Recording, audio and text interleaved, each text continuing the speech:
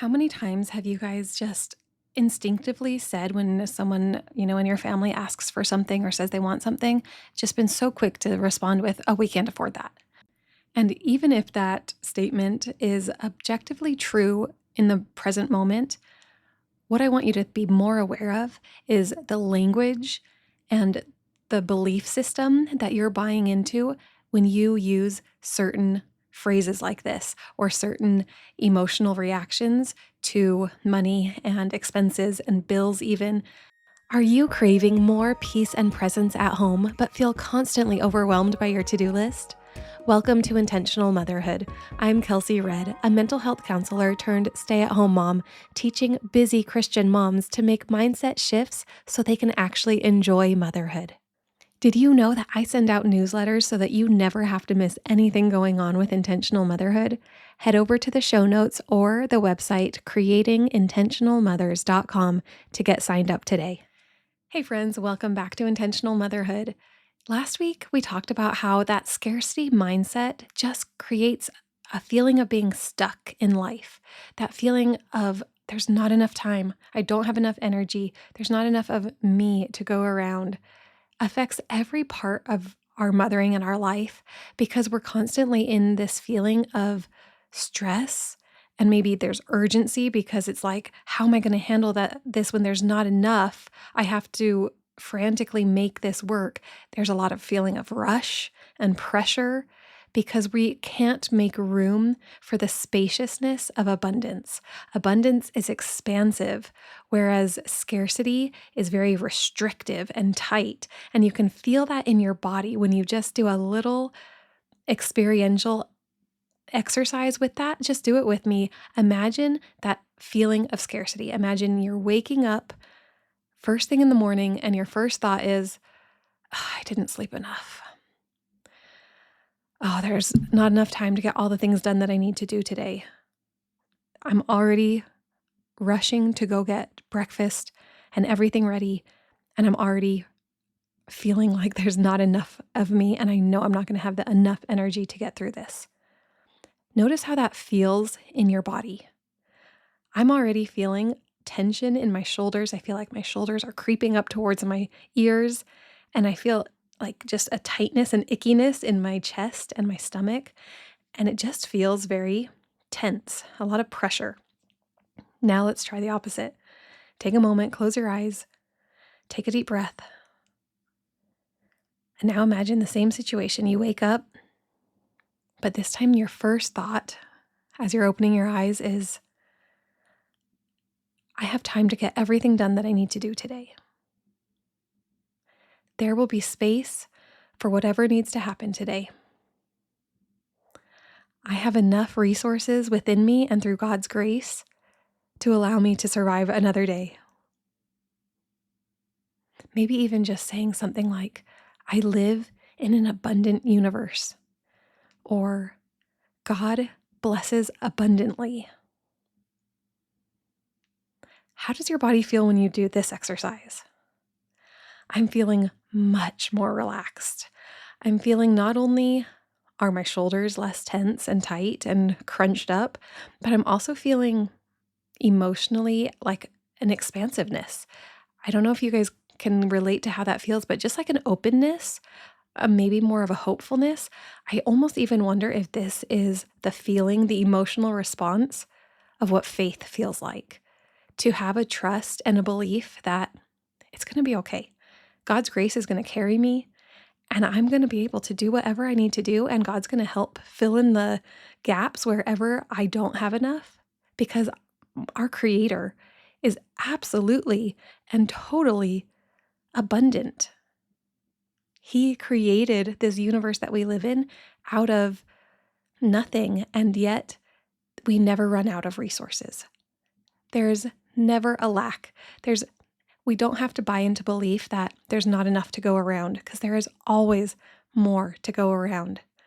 And that's so beautiful. I hope you guys enjoyed that little experiment, because I want you to really understand how this feels in your body so that you understand why it's so important to tackle this specific mindset, this scarcity mindset.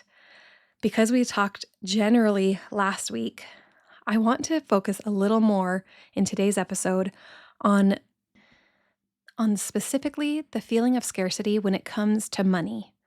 And I think this is really important for us as mothers to talk about because money is one of those things I love talking about because it's like you're talking about money, but you're really not, because you're talking about something so much deeper. You're talking about life when you're talking about money and our relationship to it, because it is an instrument that actually exemplifies and magnifies the way we live life.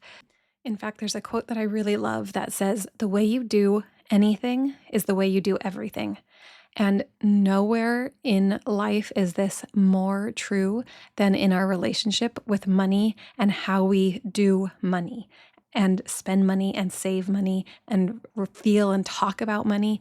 It is so illustrative of how we do life that I think it requires some further discussion specifically today.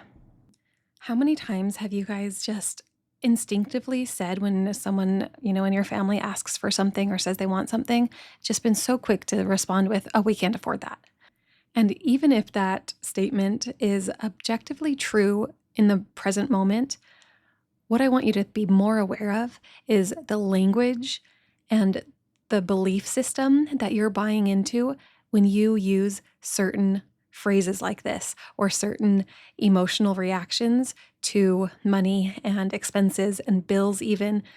When this comes up, it's an opportunity for us to go in one of two directions. We can either go down that scarcity, lack, mindset, limiting belief path of we can't afford that, which automatically shuts the door, right? It's a dead end and you have ended the conversation before it's even began. Or you can go down the opposite path, the path of abundance, the path of creation, the path of openness to receiving, and of openness to allowing the Creator to work in your life. And just imagine how this shifts when you just shift your language. And the reason I'm focusing so much on specific language is because you guys know from all the past episodes that our language creates thoughts, creates emotions, creates frequencies and vibrations that we are attracting and putting out into the universe, and then we're receiving back to us. Remember, our thoughts are frequency, which is like a radio station. You can tune in to whatever radio station you want. If you choose to tune in to the scarcity radio station through your own thoughts and your own language, that's all you're going to receive. There's abundant radio stations going on over here. Other people are listening to them. Other people are involved in them, but you're choosing to tune or align with the scarcity frequency. But by changing our language, changing our thoughts, changing our limiting beliefs, therefore changing our emotions, our emotional reactions, and therefore physiological reactions, we begin to change our reality. So when we choose to tune in to the radio station of abundance and creation and openness, we are actually allowing ourselves to be much more likely to receive what's on the other end of that frequency. And I really have to give credit here to one of my absolute most amazing wealth mentors, Jerremy Newsome. I highly recommend you guys look him up on Instagram or X or YouTube, wherever you find your content creators. Go look up Jerremy Newsome. He calls himself a wealth alchemist, and that is such an apt description of him because he has, through hard, dedicated work, created a life where now he teaches others as he enjoys his own life of absolute abundance and wealth. And he is the one who really nailed this when he said, the sentence, "I can't afford that," is a dead end. But if you shift that question into, how can I afford it? That is a totally different question. And it allows your brain to actually go looking for solutions. It allows your brain to tap into that openness, that expansiveness that we were talking about, to look outside the box and think, okay, how can I let this happen? And how can I even allow my Creator to show up in my life and maybe present some opportunities that I wouldn't have thought of before on my own? But because I'm tuned into this frequency of how can I create this in my life? How can I afford this thing that I want in my life? Maybe you'll start seeing opportunities in places that you weren't expecting. And again, this is how our thoughts and our emotions and our beliefs actually start to create a new reality. When we are changing our language, changing our thoughts, it starts to create new reactions and choices in our real life reality. So whereas if you had said, I can't afford that, whether we're talking about a vacation or maybe an investment in yourself or an investment in your future financial freedom, if you end the conversation with, I can't afford that, then guess what? You're not going to see opportunities for how you can afford that. You're going to see obstacles. You're going to see dead ends, and you're going to see all the excuses why it won't work. When you shift to, how can I afford this?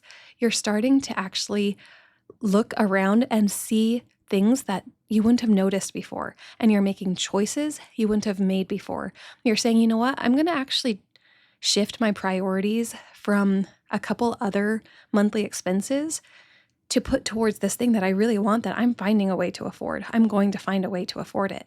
Or you might say, you know, this is a little bit of a risky business opportunity, but because I was just trying to figure out how to afford this thing or this experience or this investment, I'm going to take the risk, and I'm going to be willing to get outside of my comfort zone and do some things I wouldn't have otherwise done to see how I can make this new reality happen in my life. And those choices lead you into a different reality. So how does this money mindset and the relationship we create with money affect us specifically as moms and in our, day-to-day life? Well, let's go back to that experience that we did at the beginning of the podcast where we practiced going down the scarcity mindset route and going down the abundance mindset route and feeling how it actually feels inside of our body. And I want you to think about how many times a money or a financial decision comes up in your life when you're dealing with your kids, whether it's, do I put them in the gymnastics class? Do I take this vacation? Do I buy them this new toy? Whatever it might be for you. Think about how many times that comes up for you and how it might be affecting the energy of your home. Because if every time we make a money decision, we are feeling this tension, this tightness, this pressure, and we've talked in previous episodes about how children feel intuitively and connect to that frequency that we're putting out without even any words. Imagine how they're feeling about their home and their life. They're probably picking up on some of that stress and pressure that isn't theirs to pick up on. And we're actually creating the money stories for the next generation. So I want you to be aware of, this idea of the way I relate to money now is going to shape the way my children relate to money in the future. And I think that's a really important issue. And I know it's made a big effect on me for both positive and negative. I feel like I was raised in a home where I knew, because my mom constantly shared with me, that we would always be provided for. The Lord will provide. We will always be taken care of. We will always have what we need. That was the positive side. The negative side was we will always have just enough for what we need. And so I have very much shaped my money story into this idea of it's okay to always have just enough to survive and to get by. And do you see how that's maybe a little problematic when it's like, well, you know what? I would really like to have more than enough to just barely get by or to just survive. So as an adult and as a mother, I'm actively working on magnifying the Lord will always provide aspect of my childhood money story and maybe push to the side or deal with a little bit and change the beliefs around I can only have just enough to survive. So again, the way you relate to money as the mother of your children, setting the tone, the emotional, energetic tone of your home is going to affect the way your children feel about money. And it's not their responsibility to feel that pressure and tension and stress. In fact, it's not yours either. It's your choice is to continue holding on to that tension and pressure or to release it and allow yourself to go down the route of, I live in an abundant universe with a creator who is capable of creating and doing anything without worrying about my bank account. Again, that's something that my mentor, Jerremy Newsome, says is God doesn't check your bank account before he decides how he's going to show up in your life. So not only are you really having a strong impact on the emotional and energetic tone of the home, as well as your own emotional state, right? When you're constantly in that stressful, pressured, urgency, scarcity mindset, that just is affecting your nervous system. It's that chronic stress response that we've discussed that is not healthy for your physical well-being, as well as you're shaping, the future money stories of your children. And I also want you to consider how you show up as either a creator or a victim of your own circumstances, right? The whole myth of I can't afford that, we can't afford that, there's not enough, that scarcity mindset demonstrates that you're taking this role as kind of a little bit of a victim of your circumstances, that your reality is dictated by external circumstances rather than I choose to create opportunities and choices and flexibility in my life. And I do that by trusting in the abundant universe and by being open to receive things I couldn't have even imagined. So when the financial pressures are starting to get to you and you're starting to feel yourself go back to these limiting beliefs and this scarcity mindset, I want you to try to take a different approach. And I can so relate to and understand the economic difficulties that we are all facing right now in our country, that the inflation that just never seems to end, the high gas prices and grocery prices. And I get that and I feel that too. And that's why I'm so proactively trying to address this now, nip it in the bud now, so that I don't get sucked into just that chronic lack and scarcity. So I want you to practice gratitude every time you give or receive money. I'm talking anytime you make any purchase, anytime you get paid, anytime you pay bills, anytime you're at the cash register buying your groceries. I tell you what, I've been practicing this at Costco. It's like every time I ring up my Costco cart, I literally was joking with the cashier a couple trips ago where we were saying like, man, you used to be able to buy a cart of groceries at Costco for like $200, and now it feels like every cart that goes through the line at Costco is a $400 cart. And that's just, the world we live in these days. But I try to just, in my mind, as I'm swiping my card or whatever, I try to just be repeating in my mind, I'm so grateful I have the resources to buy groceries for my family. I'm so grateful I have resources to buy groceries for my family. I'm so grateful I get to shop at Costco and buy groceries for my family. And I'm using this mantra as I'm trying to kind of combat the like, oh gosh, how did groceries get so expensive feeling?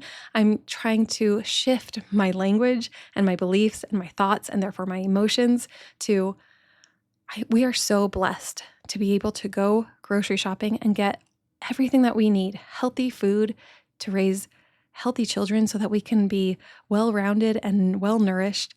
What a blessing that is. And despite the price tag, I want to be so grateful anytime I spend or receive money. So I want you to practice that this week. I want you to practice it in every little situation. You get a credit card bill. I'm so grateful for the opportunity to have money loaned to me so that I can buy things. And I'm so grateful that I have the resources to pay this credit card off now. I'm so grateful for the opportunity to pay for electricity and water so that I can live in a comfortable home with all the utilities that I need.